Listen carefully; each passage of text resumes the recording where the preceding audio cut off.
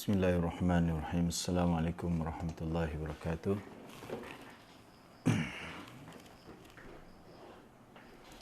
Alhamdulillahirabbil alamin wassalatu wassalamu ala nabiyina Muhammadin wa ala alihi washabbihi ajmain. Amma ba'd. Alhamdulillah, kita banyak puji dan syukur kita kepada Allah Subhanahu wa taala. Kita mohon pengampunan, perlindungan Allah daripada kejahatan diri kita, dan kita mohon bantuan pertolongan Allah Subhanahu wa taala untuk kita dapat peringatan daripada Al-Quran. InsyaAllah ta'ala kita akan lihat kepada surah Yasin, ayat yang mula daripada ayat yang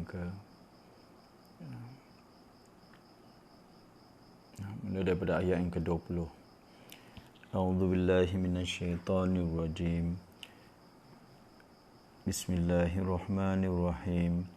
وجاء من أقصى المدينة رجل يسعى قال يا قوم اتبعوا المرسلين اتبعوا من لا يسألكم أجرا وهم مهتدون وما لي لا أعبد الذي فطرني وإليه ترجعون أأتخذ من دونه آلهة إن يردني الرحمن بضر لا تغني عني شفاعتهم شيئا ولا ينقذون إني إذا لفي ضلال مبين إني آمنت بربكم فاسمعون قيل ادخل الجنة قال يا ليت قومي يعلمون بما غفر لي ربي وجعلني من المكرمين.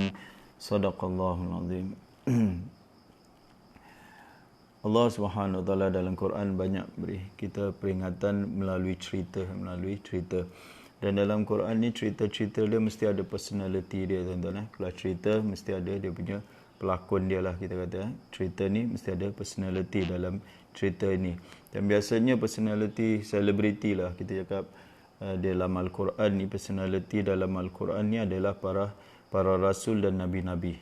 Para rasul dan anbiya menjadikan dia punya selebriti lah, kita bahasa sekarang ni. Selebriti dia adalah para anbiya dan rasul-rasul. Namun demikian ada juga orang-orang biasa yang menjadi selebriti yang Allah Subhanahu Wa Taala rakamkan. Allah sebut dalam Al-Quran tentang mereka ni. Jadi kita ambil contohlah mereka ni sebagai contoh, sebagai selebriti, idol kita lah, untuk kita ikut, model untuk kita ikut sifat-sifat mereka ni. Dalam Quran banyak Allah Subhanahu Wa Taala ceritakan seperti pemuda, 7 pemuda dalam Gua Kahfi, seperti isterinya Firaun, Asiyah, dan juga beberapa orang yang Allah Subhanahu Wa Taala dia tak sebut nama lah, tuan-tuan. Dalam Quran ni biasa kalau Allah ceritakan, dia tak sebut nama, dia tak sebut tempat mana, dan tak sebut bila masanya, tak sebut. Itu ditafsirkan, ulama akan tafsirkan. Jadi selebriti yang kita nak lihat pada hari ini adalah yang digelar sebagai sahibu Yasin ataupun rajulu Yasin. Sahibu Yasin iaitu atau lelaki Yasin. Selalu kita baca surah Yasin. Kalau orang tanya siapakah lelaki Yasin, siapakah lelaki Yasin, dia adalah dalam cerita ni. Dalam cerita ni mula daripada ayat yang 20, Allah ceritakan tentang sahibu Yasin. Cerita dia bermula daripada atas. Kalau dalam mushaf kita dia bermula daripada atas. Wadrib lahum mathalan ashabal qaryati iz ja'ahal mursalun. Daripada atas sekali. Tapi hari ini kita singkat je, kita ambil yang babak episod yang sahibul Yasin ini. Dia di atas bermula dengan rasul-rasul yang Allah utuskan kepada satu bandar. Ramai ulama sebut Antakya, bandar ini. Di mana terjadi pertengkaran di antara rasul dan penduduk bandar itu. Penduduk bandar itu yang melakukan kesyirikan kepada Allah Subhanahu Wa Taala. Allah bukan utus satu orang rasul, Allah utus 3 orang rasul sekali untuk menasihati mereka. Tapi mereka degil, malahan tuduh, macam-macam tuduh. Mereka tuduhkan kepada Rasul. Di antara tuduhan mereka itu Rasul itu membawa nasib mereka malang. Nasib mereka malang kerana dakwah para Rasul. Jadi terjadinya pertengkaran di antara mereka, dan kemudian bila mereka dah tak boleh berhujah lagi dengan Rasul-Rasul ini, orang-orang bandar tu, penduduk bandar itu telah mengancam akan membunuh Rasul itu atau menyeksa Rasul-Rasul itu. Jadi terdapat ancaman mereka, kekerasan, keganasan yang nak dilakukan ke atas para Rasul itu. Dan semasa Rasul-Rasul itu diancam, barulah datang ayat 20. Semasa Rasul-Rasul itu diancam, Allah Subhanahu Wa Taala cerita, waja'a min aqsal madinati rajulun yas'a. Ini adalah selebriti kita pada pagi ini. Semasa Rasul itu diancam, datanglah dari hujung bandar, dari yang seorang lelaki, rajulun, seorang lelaki. Jadi di sini Allah guna rajulun nakirah, bukan ar-rajulu. Jadi lelaki ini kata ulama disebut, Allah tak sebut nama dia, tapi ramai ulama seperti Ibn Abbas, mereka mentafsirkan lelaki ini nama dia Habibun Najjar, Habib An-Najjar. Najjar ni tukang kayu. Lelaki ni dulu dia pun menyembah berhala. Menyembah berhala. Tapi bila dia dengar tentang dakwah Rasul-Rasul yang diutuskan ini, dia telah beriman. Dia telah meninggalkan penyembahan berhala dia. Bila dia dengar saja tentang Rasul-Rasulnya diancam, terjadi pertengkaran di antara Rasul dengan penduduk bandar ni, dia dari jauh. Aqsal Madinah, di hujung lah, outskirt lah kita kata, daripada luar bandar dia datang, yas'a, berlari-lari. Tengok tuan-tuan, bersemangat dia datang untuk menasihati kaum dia ini, untuk nak nasihat kaum dia. Datang dari jauh. Lalu dia pun berkata, dan Habibun Najjar ni ramai ulama ceritakan tentang kisah dia ni. Seorang yang dermawan, seorang yang suka menolong orang.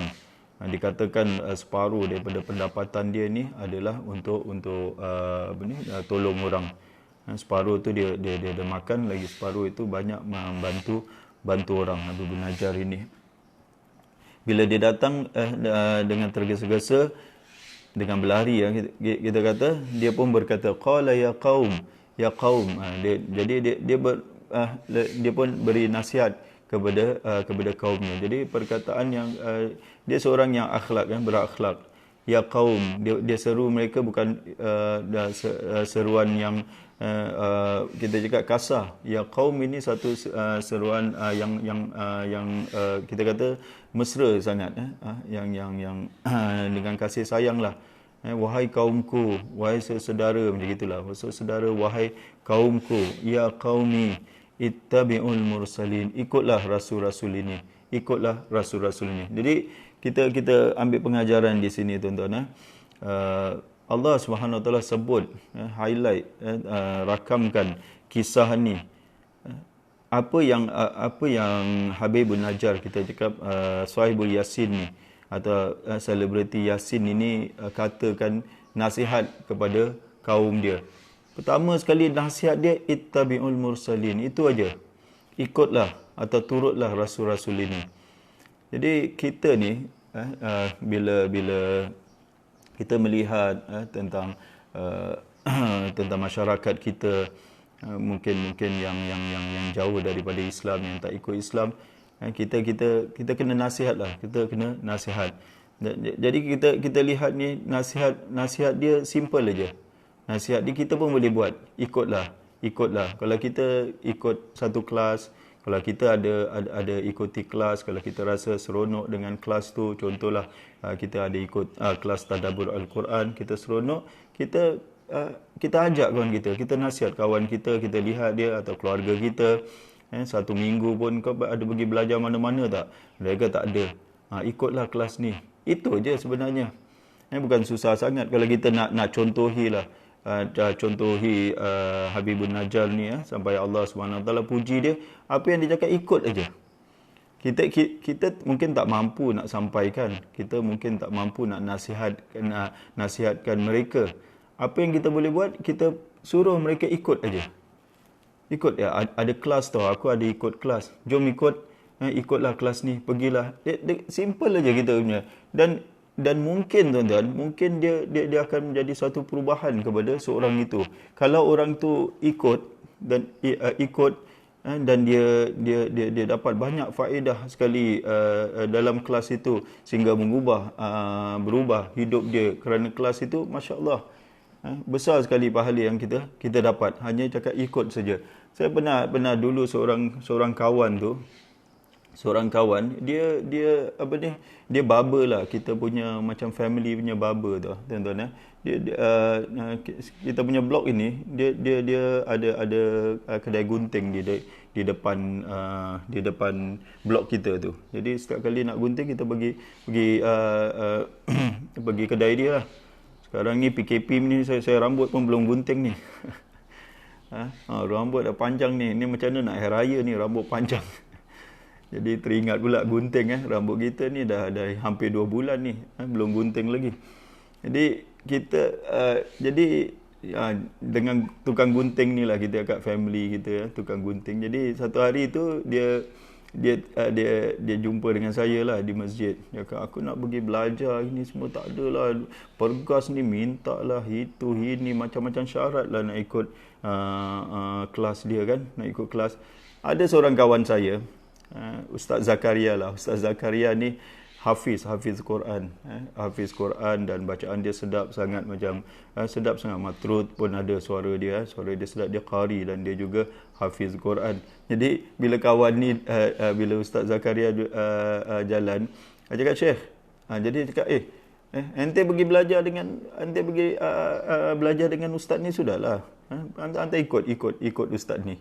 Ikut ustaz ni, belajar dengan dia. Dia pun pun sungguh-sungguh lah, dia pun sungguh-sungguh nak belajar. Dia pun ambil nombor telefon ustaz ni gitu semua. Lepas tu saya tak jumpa, lama tak jumpa, bertahun tak jumpa dia. Subhanallah, kehidupan dia terus berubah tuan-tuan.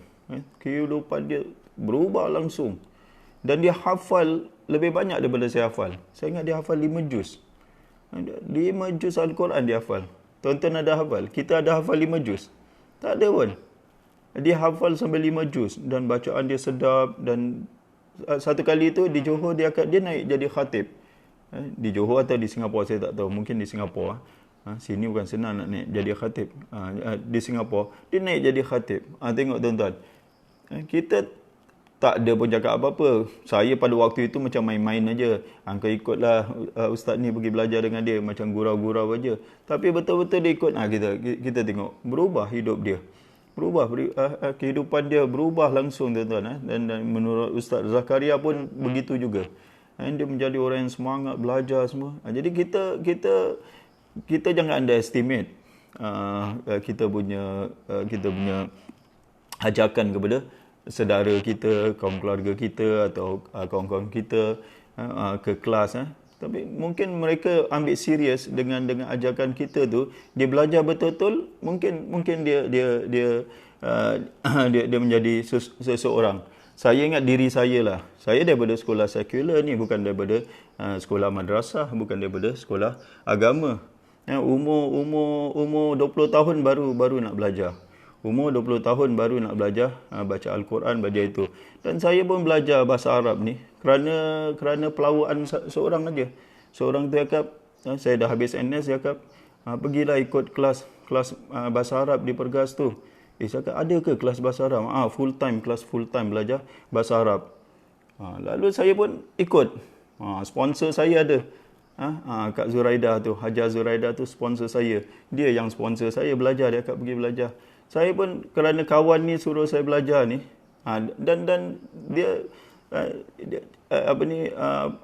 menjadi perubahan lah kepada hidup kita, kepada kehidupan kita. Jadi kita sungguh terima kasih mungkin dia punya pahala besar. Dia suruh saya ikut kelas bahasa Arab di Pergas tu, dan saya change lah saya punya perjalanan hidup saya daripada technician ni, daripada IT punya technician, terus jadi belajar agama. Jadi mungkin kita cakap dengan kawan kita simple aja. Ikutlah kelas ni, ikut kelas ni, bagus tau kelas ni, ikut. Kalau dia tak nak ikut tak apalah.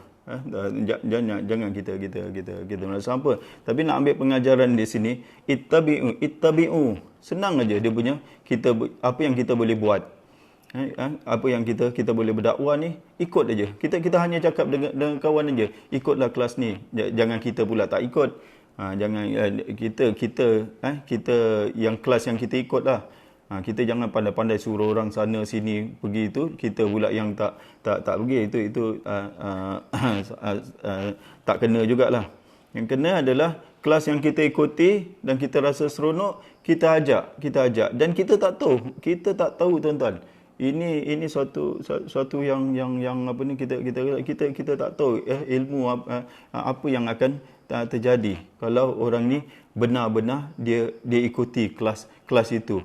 Mungkin dia menjadi apa ni, orang yang lebih baik lagi, dan itu yang kita harapkan. Jadi itu kita lihat pengajaran dia kata ittabi'ul mursalin, dan dia bagikan ciri-ciri orang yang nak ikut.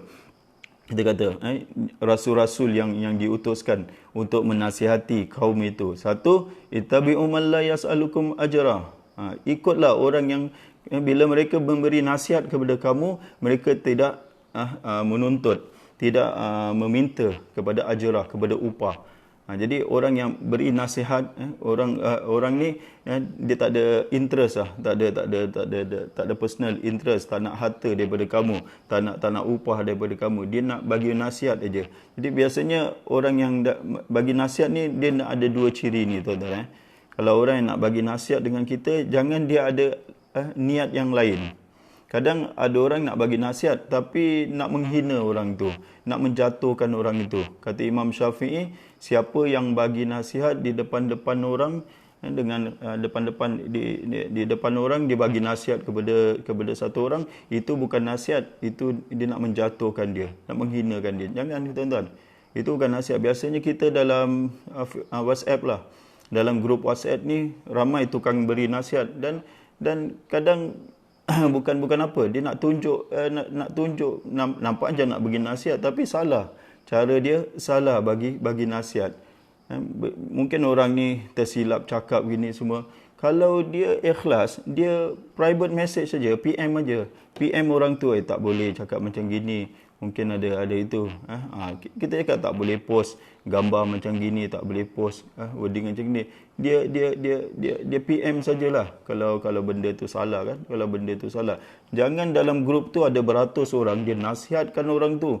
Dia nasihat orang tu. Jadi ini kita kata mungkin ada niat yang lain. Kalau dia niat betul-betul nak nasihat orang tu, boleh secara personal saja nasihat. Jadi orang yang beri nasihat ni dia tak nak apa-apa, terutamanya dia tak nak upah. Dia tak nak apa-apa daripada orang. Ingat, kita bagi nasihat, kalau kita bagi nasihat, orang salah anggap kita punya nasihat. Kau nak tunjukkan kau punya ilmu ke apa? Kau nak sombong ke? Kau nak tunjuk yang kau ni tahu ke? Allahu Akbar. Kita hanya nak bagi nasihat untuk kebaikan dia. Apa yang kita dapat daripada nasihat kita? Kita tak dapat apa-apa pun. Kita bila nasihatkan seseorang, bila seseorang itu seorang itu nasihat kawan dia, apa yang dia nak? Dia tak nak apa-apa pun. Dia nak tunjukkan jalan yang benar, cara yang benar, tapi disalah tafsir.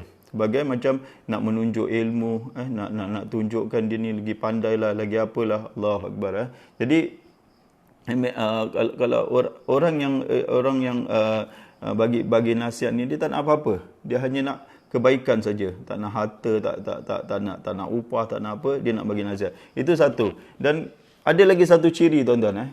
Kalau hanya orang ni ikhlas memberi nasihat, tapi nasihat dia bukan yang benar. Kadang ada orang ikhlas bagi nasihat, tapi nasihat dia salah. Itu pun tak boleh juga. Ya, memang dia tak ambil upah, dia tak ada apa ni, niat-niat yang lain. dia hanya nak kebaikan, dia hanya nak nasihat aja. Tapi mungkin nasihat tu salah. Sebab itu ada syarat lagi satu. Wahum muhtadun. Sedangkan mereka muhtadun. Mereka ni di atas petunjuk. Atau mereka mendapat petunjuk hidayat petunjuk. Mesti nak di atas jalan yang benar. Bukan hanya setakat bagi nasihat saja. Kadang-kadang seorang itu dia nak bagi nasihat, dia nak bagi nasihat dengan grup WhatsApp dia lah. Dia nak bagi nasihat, dia hantar post-postkan masalah isu-isu agama lah, nasihat tentang agama. Dia bawa berita-berita yang tak sahih atau hadis-hadis yang tak sahih ataupun kita kata pendapat-pendapat yang tak sahih. Nampak dia ikhlas dia nak bagi nasihat, tapi ghairul muhtadin, tidak di atas petunjuk, tak boleh juga. Jadi ada dua ciri orang yang pemberi nasihat itu, yang nak menasihati hidup kita, mesti nak menepati dua cirinya. Satu, mereka ini tidak meminta upah, tidak meminta apa-apa balasan. Yang kedua, mereka mesti di atas petunjuk. Kalau kita adalah petunjuk Al-Quran dan hadis, ataupun di atas syariat Islam, syariat yang digariskan oleh Islam. Kemudian bila dia cakap begini, bila dia beritahu kepada mereka supaya dia ikut para rasul, kaum dia dah suspek. Engkau di atas kau ikut agama mereka ke? Macam gitu. Engkau ikut agama rasul-rasul ni ke? Engkau ikut ajaran rasul-rasul ni ke? Jadi dia jawab, wa ma liya la a'budul ladzi fatarani wa ilaihi turja'un. Dia jawab, mengapa aku tidak menyembah Tuhan yang telah menciptakan aku? Salahkah aku menyembah Tuhan yang menciptakan aku? Dan kepadanya kamu semua akan dikembalikan. Jadi inilah siratal mustaqim. Ini jalan yang lurus, tuan-tuan. Kalau kita cakap, salah ke seorang itu, contohlah, salah ke seorang itu berbuat baik kepada ibu dan bapa dia? Tak salah, kita kata memanglah kewajipan dia. Salah tak orang berbuat baik kepada ibu dia, berkhidmat kepada ibu dia? Tak ada orang. Akal yang sihat cakap tak salah lah. Takkanlah buat baik dengan ibu bapa sihat. Jadi Habibun Najjar nak cakap, salahkah aku menyembah Tuhan yang telah mencipta aku? Akal yang sihat cakap tak salah lah. Dia yang telah mencipta kau, dia telah memberikan kau rezeki kau, dia telah menghidupkan kau, dia telah memberi segala nikmat kepada kau. Takkanlah kau tak boleh. Jadi agama Islam ni kita tengok straight sangat, lurus sangat dia punya jalan. Kita menyembah siapa? Kita menyembah Tuhan yang telah mencipta kita. Adakah salah sehingga kita ikut turut siapa? Turut hukum siapa? Hukum Tuhan yang telah mencipta kita, yang telah menjadikan kita. Adakah salah dengan berbuat demikian? Jadi itu satu pertanyaan kepada mereka, supaya mereka berfikir. Takkan tak boleh sembah Tuhan yang telah menciptakan aku? Kemudian dia bagi warning, wa ilaihi turja'un. Kalau ikut ayat lah, kalau ikut ayat normal, mengapa aku tidak menyembah Tuhan yang mencipta aku, dan kepadanya siapa yang dikembalikan? Aku dikembalikan sepatutnya lah. Kalau ikut ayat yang normal, kepadanya aku dikembalikan. Tapi di sini lain.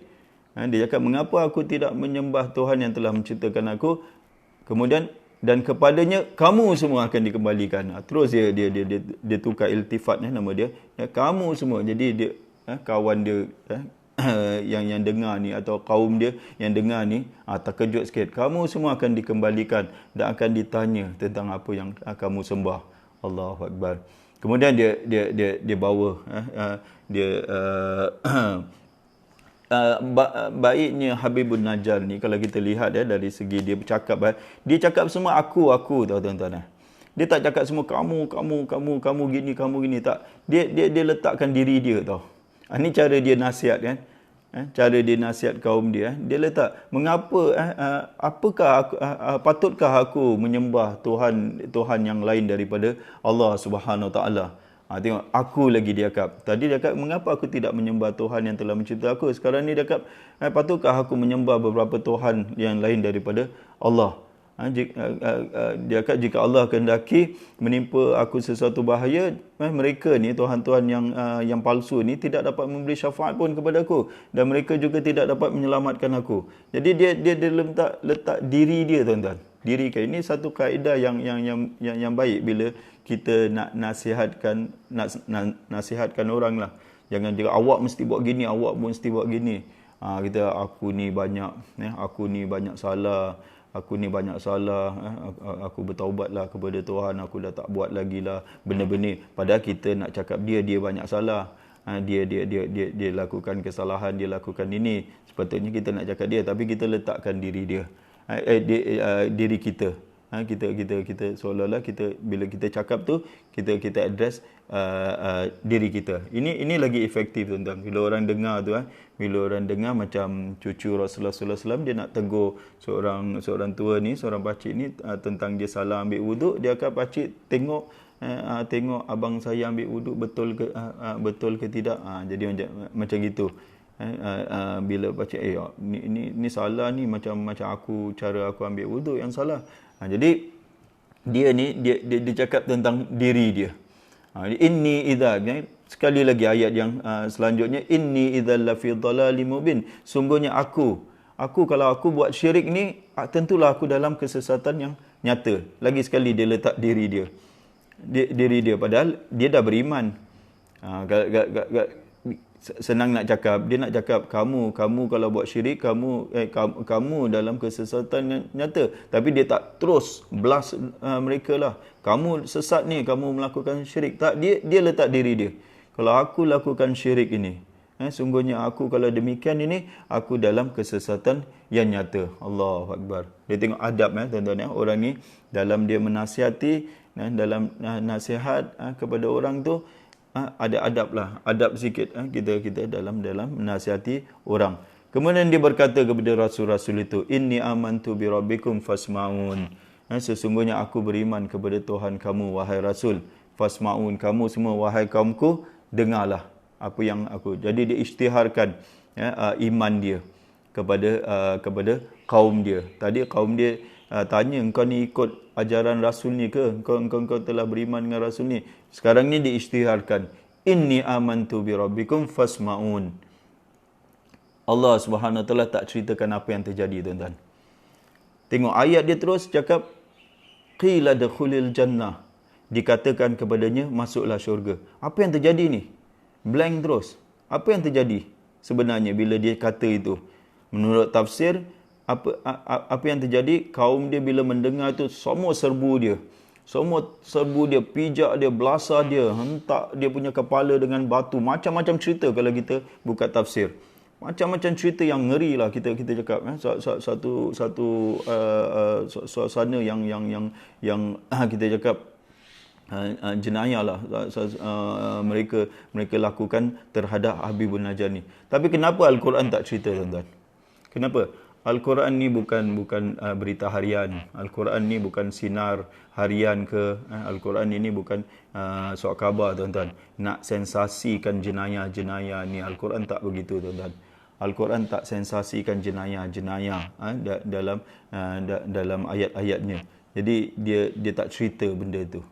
Dia tak cerita jenayah-jenayah. Kita ni selalu dipaparkan dengan jenayah sikit-sikit. Hari-hari kita buka jenayah ni. Dah jadi lali pula kita dengan jenayah, dan orang yang tak buat jenayah akan ikut pula yang cara-cara penjenayah ni buat pula, kerana dia diberitakan kepada dia macam gitu. Jadi Al-Quran bukan itu.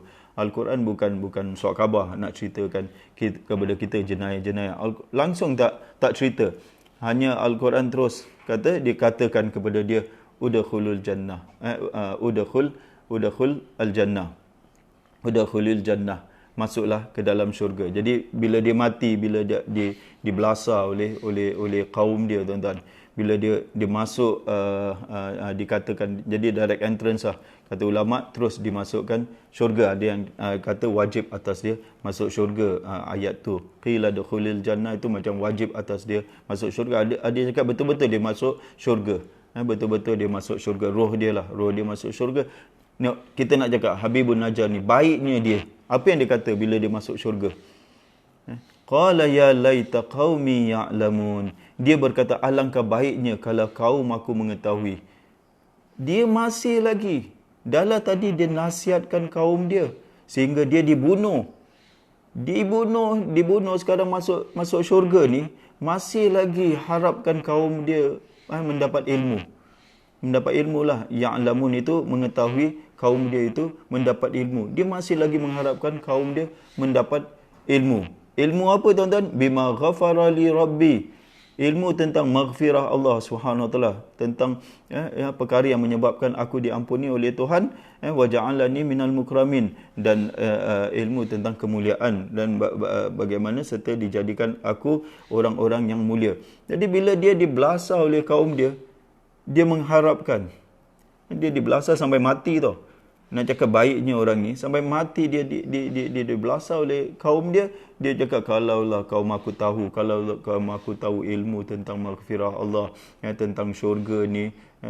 Jadi kata Ibn Abbas, nasaha qaumahu hayyan wa maitan. Dia memberi nasihat kepada kaum dia semasa hidup dan setelah mati. Semasa hidup dan semasa matilah orang cakap. Setelah mati, dia masih lagi, kita nak cakap baiknya orang ni. Kita cakap ini menjadi selebriti yang kita ikut. Dia tak dendam. Kalau kita dah kena pukul, roh kita, padan korang ni, lepas ni korang akan diseksa. Contohlah kalau kita kan, kalau kena pukul sampai mati ni, takkan tak dendam, mesti dendam kan. Tapi dia tak dendam langsung. Allah Akbar.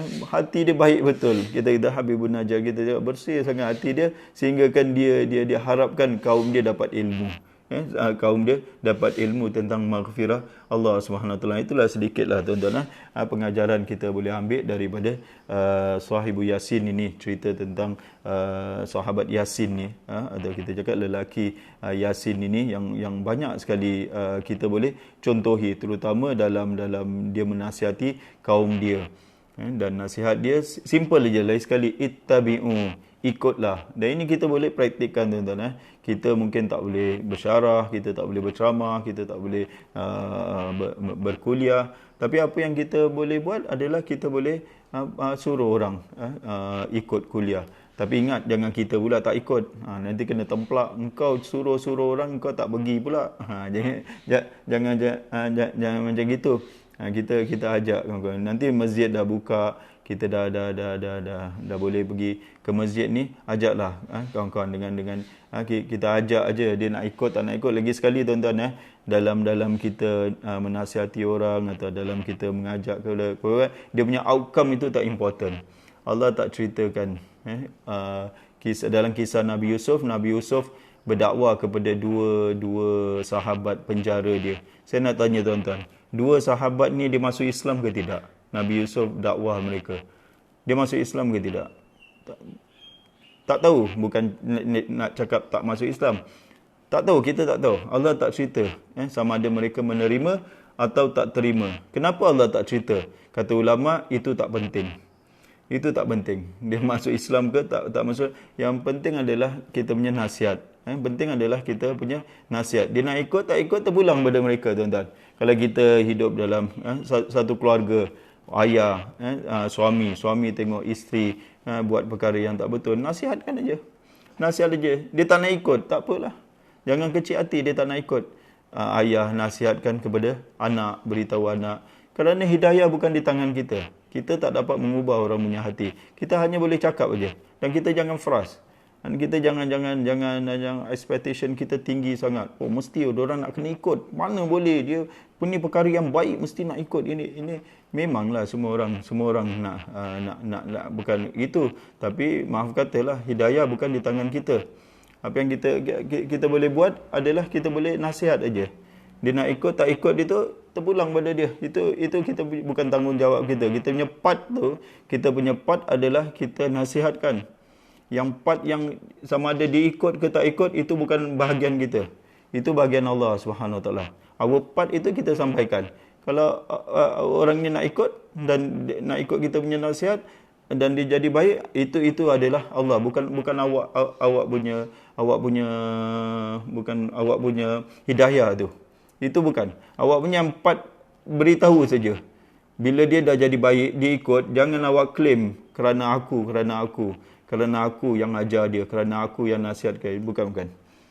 Kalau gitu nanti bila awak ingat awak punya proses dalam bagi nasihat itu awak semuanya prosesnya di tangan awak. Jadi bila orang ni baik aja, awak akan claim dia punya kredit. Kerana akulah dia jadi baik, kerana akulah dia jadi gini. Ini salah. Kita hanya menyampaikan part kita sampai je. Dia jadi baik ke, dia tak jadi baik, dia terima atau dia tak terima, itu urusan Allah. Itu part Allah Subhanahu Wa Taala, bagian Allah Subhanahu Wa Taala. Sebagaimana Rasulullah sallallahu alaihi wasallam juga. Rasulullah sallallahu alaihi wasallam diturun ayat, innaka la tahdi man ahbabta walakinnallaha yahdi man yasha. Sesungguhnya engkau tidak dapat memberi petunjuk kepada orang yang engkau cintai. Siapa dia tuan-tuan ayat ni? Orang yang paling Rasulullah cintai adalah Abu Talib, pakcik baginda sallallahu alaihi wasallam, yang dia anggap macam bapa dia sendiri. Pakcik dia ni yang jaga dia dari kecil sampai ke dewasa ni, macam ayah dia sendiri. Itu pun dia tak dapat bagi hidayah. Orang yang dia paling dia cintai, apalagi kita. Jadi kita hanya sampaikan aja orang dengan kaum keluarga kita, dengan anak kita, dengan isteri kita, dengan adik-beradik kita, dengan itu kita sampaikan. Mereka tak nak dengar, terpulang. Itu bukan urusan kita.